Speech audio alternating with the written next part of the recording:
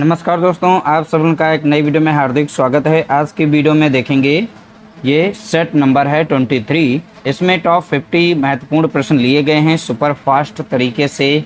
Last time हम revision कर रहे हैं तो सभी प्रश्नों को अटेंड करना है। इस टॉप 50 में आप लोगों के कितने प्रश्न सही होते हैं आप अपने उत्तर के साथ कमेंट कर सकते हैं।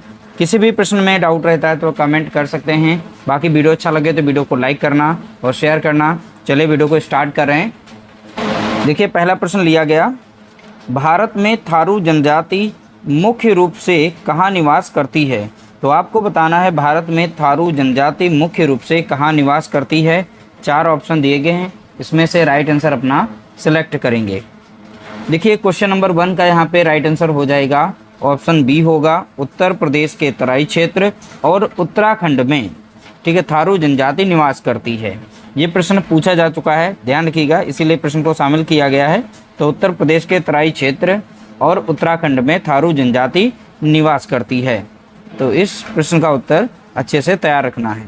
अगला प्रश्न देखेंगे, थारू जनजाति के लोग किस त्योहार को शोक पर्व के रूप में मनाते हैं? तो आपको बताना है थारू जनजाति के लोग किस त्योहार को शोक पर्व के रूप में मनाते हैं। तो 4 ऑप्शन दिए गए हैं, इसमें से राइट आंसर अपना सिलेक्ट करेंगे। क्वेश्चन नंबर 2 का यहाँ पे राइट आंसर हो जाएगा दीपावली। तो याद रखिएगा इंपॉर्टेंट प्रश्न है, इसीलिए इस प्रश्न को इसमें शामिल किया गया। अगला प्रश्न देखेंगे, प्रश्न संख्या यहाँ पर है 3, कुडुक। तो कुडुक किस राज्य के स्थानीय लोगों की प्रमुख भाषा है? तो कुडुक एक स्थानीय लोगों की भाषा है। तो किस राज्य में कुडुक भाषा बोली जाती है? तो आपको बताना है। क्वेश्चन नंबर 3 का यहाँ पे राइट आंसर हो जाएगा ऑप्शन सी, कुडुक भाषा जो है स्थानीय भाषा है, ये झारखंड में बोली जाती है। अगला प्रश्न देखेंगे, प्रश्न संख्या है 4, कुडुक भाषा में तोरांग शब्द का निम्नलिखित में से क्या अर्थ होता है? तो तोरांग का अर्थ हमें बताना है। तो तोरांग जो शब्द है कुडुक भाषा का शब्द है। तो कुडुक भाषा में तोरांग शब्द का निम्नलिखित में से क्या अर्थ है? तो क्वेश्चन नंबर 4 का यहाँ पे करेक्ट आंसर आप बताएंगे। इसका राइट आंसर हो जाएगा जंगल। तो तोरांग मीन्स क्या होता है? तो आप बताएंगे जंगल होता है। अगला प्रश्न देखेंगे, प्रश्न संख्या यहाँ पर है 5, चांगपा जनजाति मुख्य रूप से भारत के किस क्षेत्र या केंद्र शासित प्रदेश में पाई जाती है? ठीक है, तो 4 ऑप्शन दिए गए, इसमें से राइट आंसर बताएंगे। तो चांगपा जनजाति मुख्य रूप से किस प्रदेश में पाई जाती है? तो आप अपना राइट आंसर यहाँ से सिलेक्ट करेंगे। क्वेश्चन नंबर 5 का यहाँ पे करेक्ट आंसर हो जाएगा ऑप्शन ए, लद्दाख। तो चांगपा जनजाति है ये मेन रूप से लद्दाख में पाई जाती है। अगला प्रश्न देखेंगे, प्रश्न संख्या 6, चांगपा जनजाति द्वारा पाले जाने वाले विशेष बकरों से कौन सी विश्व प्रसिद्ध ऊन प्राप्त होती है? तो चांगपा जनजाति जो है तो विशेष बकरों को पालती है। तो उन बकरों से कौन सी विश्व प्रसिद्ध ऊन प्राप्त होती है, ये बताना है।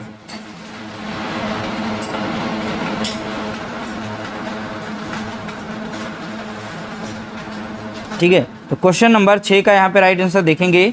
तो 6 का यहाँ पे राइट आंसर हो जाएगा ऑप्शन ए, पश्मीना। तो यहाँ पर बकरी होगा, ठीक है, ध्यान रखिएगा बकरी।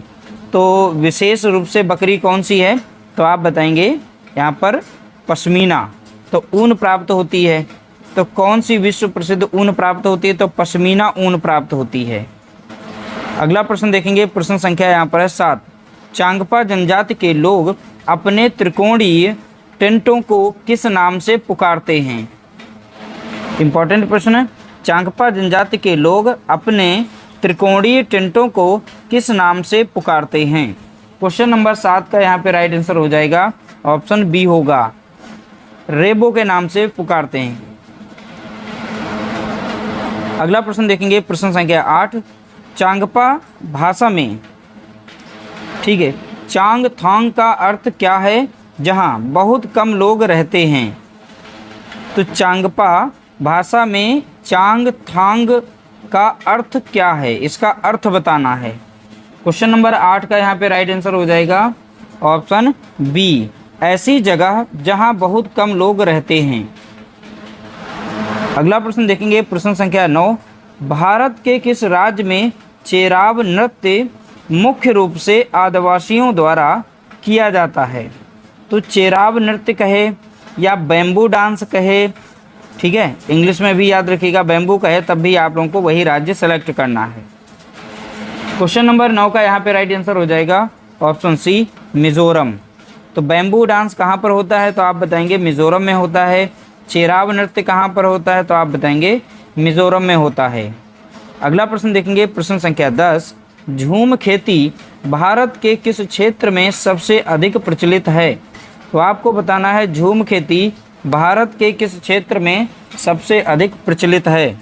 प्रश्न संख्या 10 का यहाँ पे राइट आंसर हो जाएगा ऑप्शन सी, उत्तर पूर्वी भारत में। जैसे भारत का नक्शा है तो ये उत्तर वाला हिस्सा हुआ नॉर्थ, ये हुआ पूर्व। तो यहाँ पर जो भी ये क्षेत्र है तो इस क्षेत्र में झूम खेती बहुत अधिक मात्रा में होती है। अगला प्रश्न देखेंगे, प्रश्न संख्या यहाँ पर है 11, अंतरिक्ष में सबसे लंबे समय तक रहने वाली भारतीय मूल की पहली महिला अंतरिक्ष यात्री कौन है? इम्पॉर्टेंट प्रश्न है। तो अंतरिक्ष में सबसे लंबे समय तक रहने वाली भारतीय मूल की पहली महिला अंतरिक्ष यात्री कौन है? तो प्रश्न संख्या 11 का यहाँ पे राइट आंसर हो जाएगा option B, Sunita William. Right answer क्या होगा? तो आप बताएंगे सुनीता विलियम।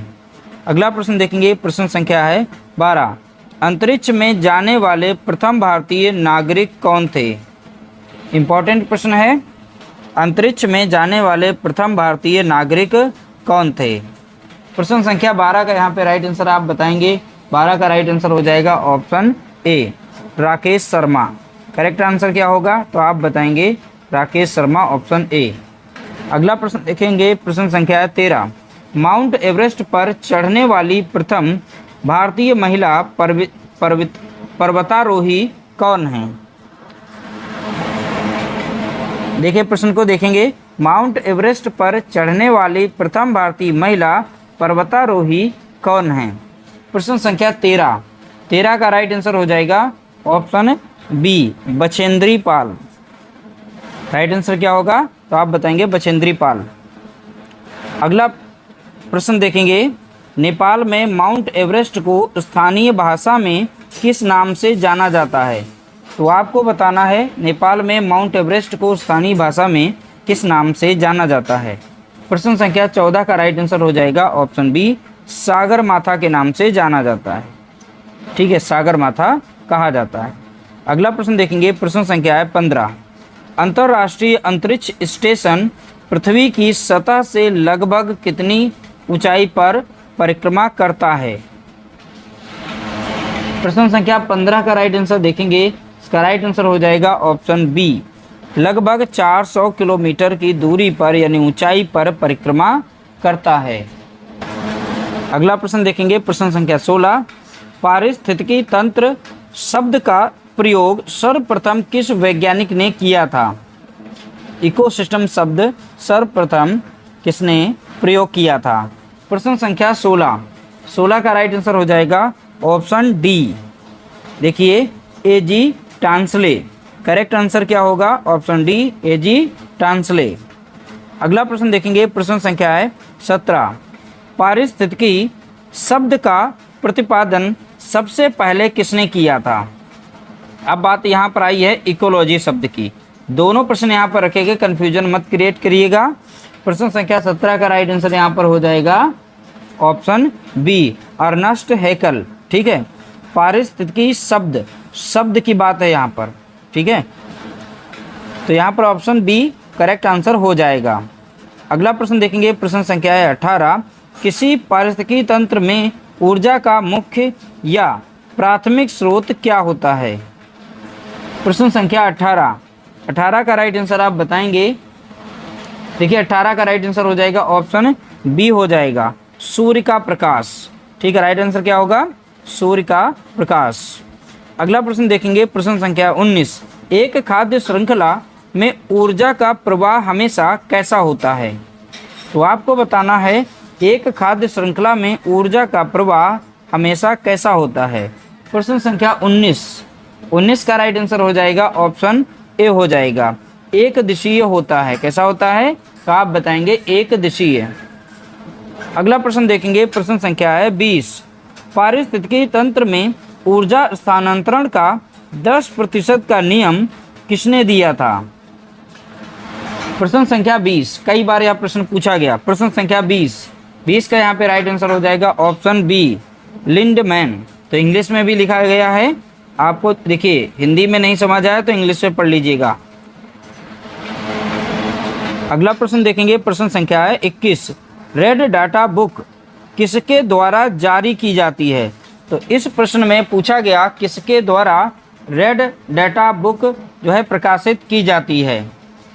प्रश्न संख्या 21 का यहाँ पे राइट आंसर हो जाएगा ऑप्शन सी, शॉर्ट फॉर्म में बोला जाता है IUCN, और इसका फुल फॉर्म भी पूछा जा सकता है। तो आप बताएंगे international union for conservation of nature. ठीक है, याद रखिएगा, रेड डाटा बुक किसके द्वारा प्रकाशित की जाती है? तो आप बताएंगे IUCN के द्वारा, और फुल फॉर्म भी याद रखिएगा। अगला प्रश्न देखेंगे, प्रश्न संख्या है 22। रेड डाटा बुक में किन प्रजातियों का विवरण दर्ज किया जाता है? तो आपको बताना है रेड डाटा बुक में किन प्रजातियों का विवरण दर्ज किया जाता है।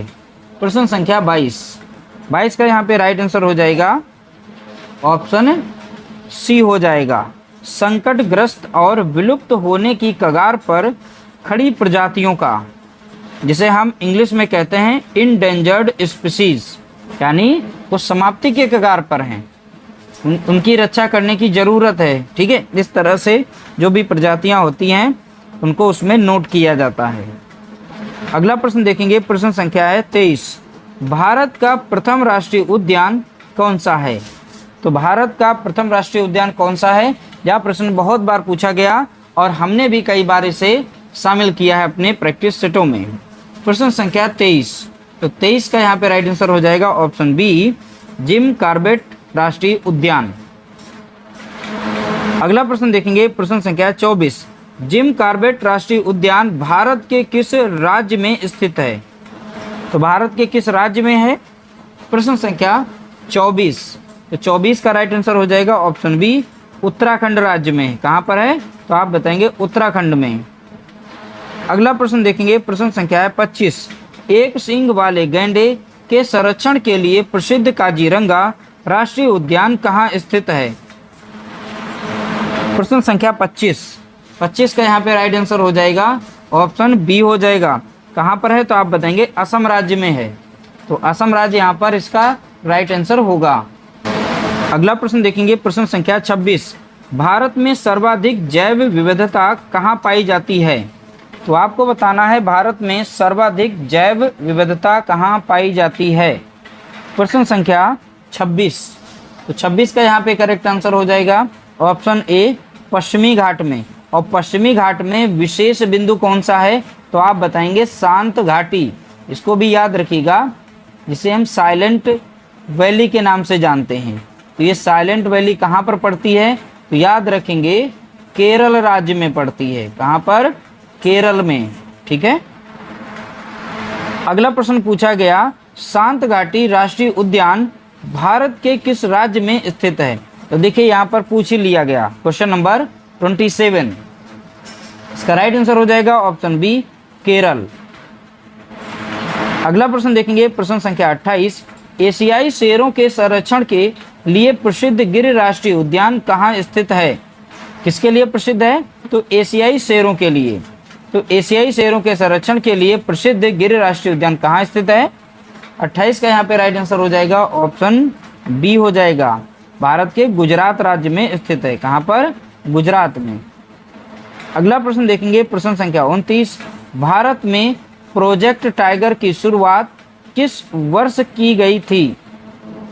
तो प्रोजेक्ट टाइगर की शुरुआत किस सन में हुई थी? 29 का राइट आंसर यहाँ पर देखेंगे ऑप्शन बी, 1973 में। तो प्रोजेक्ट टाइगर की शुरुआत 1973। अगला प्रश्न देखेंगे, प्रश्न संख्या है 30। विश्व जैव विविधता दिवस प्रतिवर्ष किस तिथि को मनाया जाता है?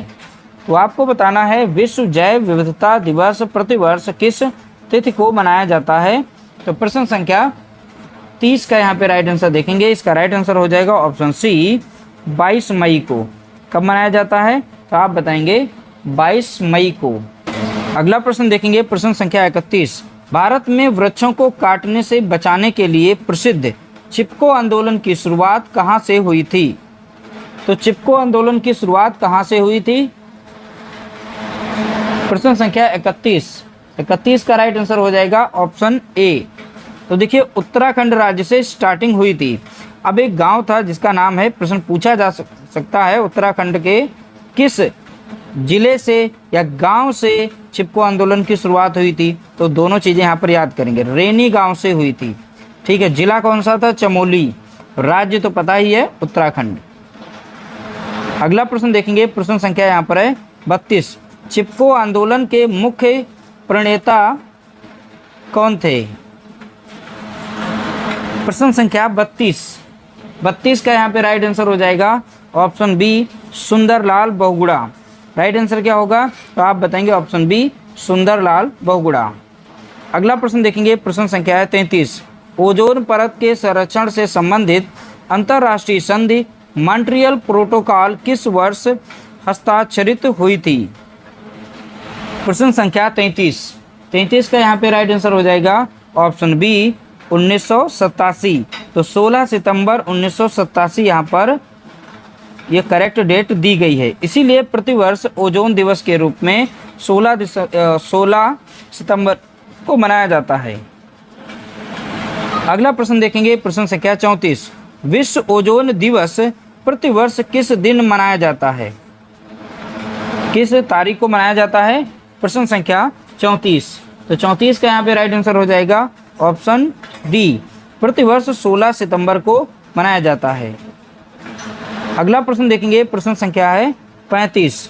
ग्लोबल वार्मिंग और ग्रीन हाउस गैसों के उत्सर्जन के कम करने से संबंधित क्योटो प्रोटोकॉल किस देश में आयोजित हुआ था? अब देखिए यहाँ पर क्योटो प्रोटोकॉल किससे संबंधित है?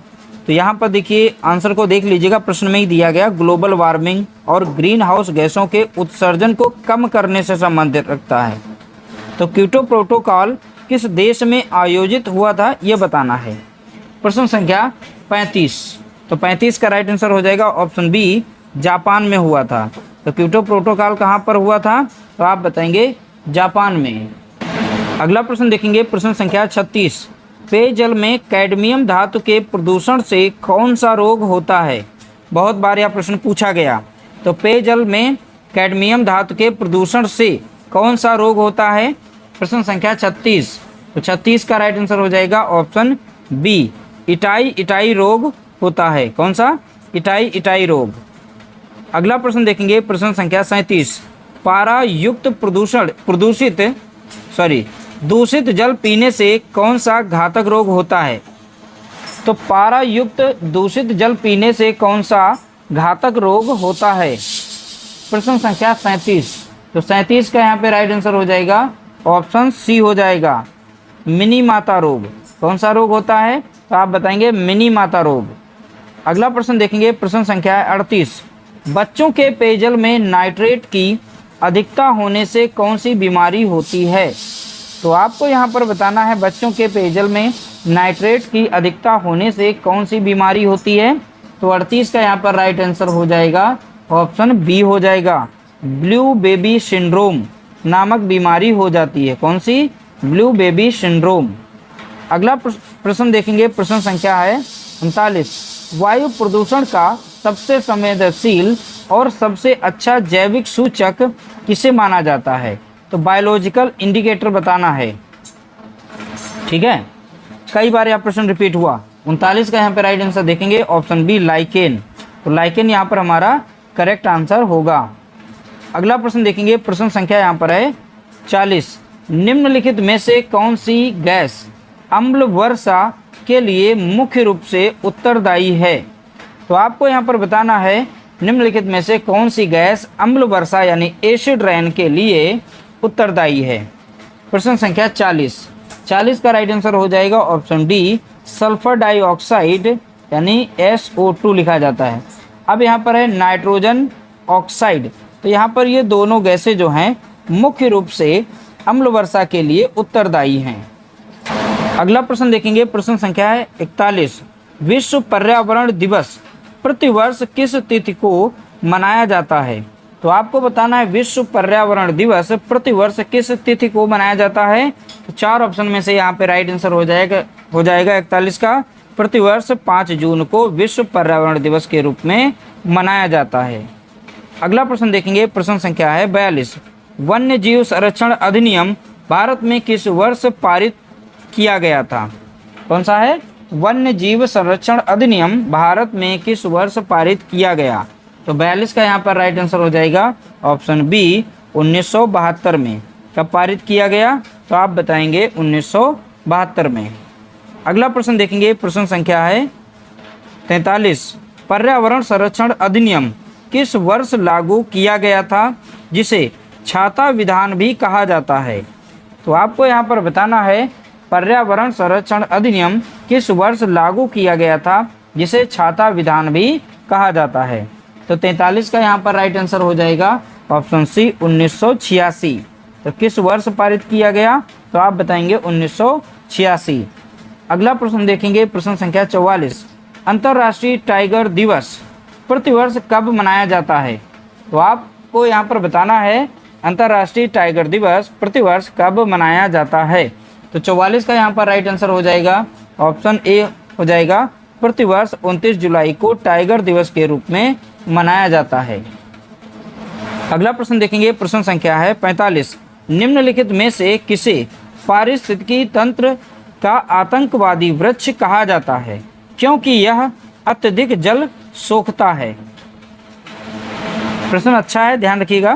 प्रश्न संख्या 45। तो 45 का यहाँ पे राइट आंसर हो जाएगा ऑप्शन बी यूकेलिप्टिस। ये सबसे ज्यादा पानी सोखता है। अगला प्रश्न देखेंगे, प्रश्न संख्या यहाँ पर है 46। ग्रीन हाउस प्रभाव के लिए सर्वाधिक उत्तरदायी गैस कौन सी है? तो ग्रीन हाउस प्रभाव के लिए सर्वाधिक उत्तरदायी गैस कौन सी है? तो 46 का यहाँ पर राइट आंसर देखेंगे ऑप्शन बी हो जाएगा कार्बन डाइऑक्साइड और जल वाष्प। ठीक, कौन सी गैस? कार्बन डाइऑक्साइड और जल वाष्प। अगला प्रश्न देखेंगे, प्रश्न संख्या है 47। चिपको आंदोलन की तर्ज पर दक्षिण भारत में चलाया गया पर्यावरण संरक्षण आंदोलन कौन सा था? तो आपको यहाँ पर बताना है चिपको आंदोलन की तर्ज पर दक्षिण भारत में चलाया गया पर्यावरण संरक्षण आंदोलन कौन सा था? तो 47 का यहाँ पर राइट आंसर हो जाएगा ऑप्शन ए अपिक्को आंदोलन। ठीक है, तो ये किसके आंदोलन की तर्ज पर था? तो आप बताएंगे चिपको आंदोलन की तर्ज पर था। ठीक है, तो ये दक्षिण भारत में चलाया गया जिसका नाम है अपिक्को आंदोलन। अगला प्रश्न देखेंगे, प्रश्न संख्या 48। भारत के किस राज्य में भितरकणिका राष्ट्रीय उद्यान स्थित है, जो ओलिव रिडले कछुओं के लिए प्रसिद्ध है? 48 का यहाँ पर राइट आंसर हो जाएगा ऑप्शन बी उड़ीसा राज्य में है। तो भितरकणिका राष्ट्रीय उद्यान कहाँ पर है? तो आप बताएंगे उड़ीसा में। अगला प्रश्न देखेंगे, प्रश्न संख्या यहाँ पर है 49। वायुमंडल की किस परत में ओजोन गैस की परत पाई जाती है, जो परावैंगनी किरणों को रोकती है? 49 का यहाँ पे राइट आंसर देखेंगे ऑप्शन सी हो जाएगा समताप मंडल। इंग्लिश में भी याद रखिएगा क्योंकि यहाँ पर इंग्लिश वर्जन भी यूज किया जाता है। अगला प्रश्न देखेंगे, प्रश्न संख्या 50। किसी खाद्य श्रृंखला में प्राथमिक उपभोक्ता हमेशा किस प्रकृति के होते हैं? प्रश्न संख्या 50। तो 50 का यहाँ पे राइट आंसर हो जाएगा ऑप्शन बी शाकाहारी होते हैं, जिन्हें इंग्लिश में हर्बीवोरस कहते हैं। इस तरह से हमने सुपर 50 प्रश्नों को यहाँ पे देखा है। सुपर 50 में कितने प्रश्न आपके सही हुए, कम समय के अंदर 50 प्रश्नों का हमने रिवीजन किया। वीडियो अगर अच्छा लगा हो तो प्लीज़ वीडियो को लाइक करना, चैनल पर नए हो तो चैनल को सब्सक्राइब जरूर कर लीजिएगा। मिलते हैं नई वीडियो के साथ, तब तक के लिए नमस्कार, जय हिंद, जय भारत।